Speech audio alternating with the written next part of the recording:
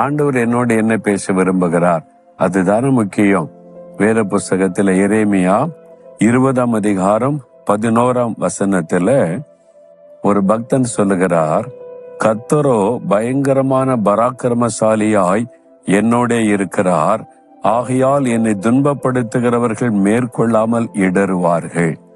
இன்னைக்கு உங்களுடைய வாழ்க்கையில பயங்கரமான பிரச்சனை, பயங்கரமான போராட்டம், இந்த மாதிரி பயங்கரமான வியாதி வந்துட்டு இந்த மனிதர்கள் பயங்கரமா எனக்கு ஒரு யுத்தம் பண்றாங்க, வேலை செய்யற இடத்துல ஒரு ஆளு பயங்கரமா என்ன எதிர்க்கிறாரு.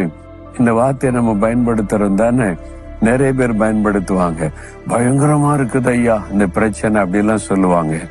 பயங்கரம் என்கிற வார்த்தை நம்மை பயப்படுத்துகிற ஒரு காரியமா இருக்கிறது.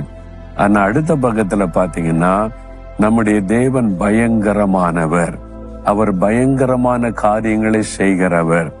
தன்னுடைய ஜனத்திற்காக கடலை கூட 2ஆய் பிளந்து பயங்கரமான காரியம் செய்வார். அந்த கடலுக்குள்ள எதிரிகளின் சேனையை அமிழ்த்து போட்டு பயங்கரமான வெற்றியை எடுப்பார். அவர் பயங்கரமான தேவன். அவர் பயங்கரமான பராக்கிரமசாலியாய் என்னோட கூட இருக்கிறார் என்று பக்தன் சொல்றான். நீங்க சொல்லணும், கர்த்தர் பயங்கரமான பராக்கிரமசாலியாய் என்னோடு இருக்கிறார், அதனால எனக்கு விரோதமாய் எழும்புகிற சத்துருக்கள் வெட்கப்பட்டு போவாங்க. எப்படி என்ன ஜெயிக்க முடியும்? எவ்வளவு பயங்கரமா அவங்க எழும்பி வந்தாலும் என்னுடைய ஆண்டவர் பயங்கரமான பராக்கிரமசாலியா என்னோடு இருக்கிறதுனால என்ன ஜெயிக்க முடியாது. அவங்க தோத்து போவாங்க, வெட்கப்பட்டு போவாங்க. அப்படிதான் அந்த பக்தன் சொல்லுகிறார்.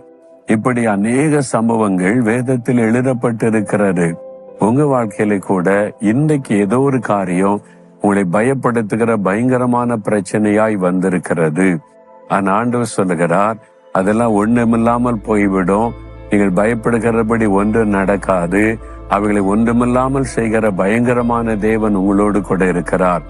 நீங்க அதை விசுவாசித்து, என்னுடைய ஆண்டவர் பயங்கரமான பராக்கிரமசாலியாக என்னோடு இருக்கிறார், ஆகவே என் சத்துருக்களை என்னை மேற்கொள்ள முடியாது, இந்த பிரச்சனை என்னை மேற்கொள்ள முடியாது, இந்த வியாதி என்னை முடக்கிவிட முடியாது, இந்த பயங்கரமான தேவைகள் என்னை கலங்க பண்ண முடியாது.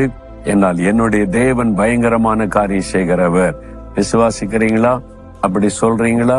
அப்படி சொன்ன உடனே காரியம் மாறும். பாருங்க, ஆண்டவரே நீர் பயங்கரமான பராக்கிரமசாலியா என்னோடு இருக்கிறீர், ஆகவே என்னை பயமுறுத்துகிற எந்த பயங்கரங்களை என்னை மேற்கொள்ள முடியாது. இயேசுவின் நாமத்தில் அவைகளை நான் மேற்கொள்ளுகிறேன். எனக்கு விரோதமாய் எழுங்குகிற பயங்கரமான சத்துருக்களை சிதறடிக்கப்பட்டு போகிறார்கள். இயேசுவின் நாமத்தில் ஆமேன், ஆமேன்.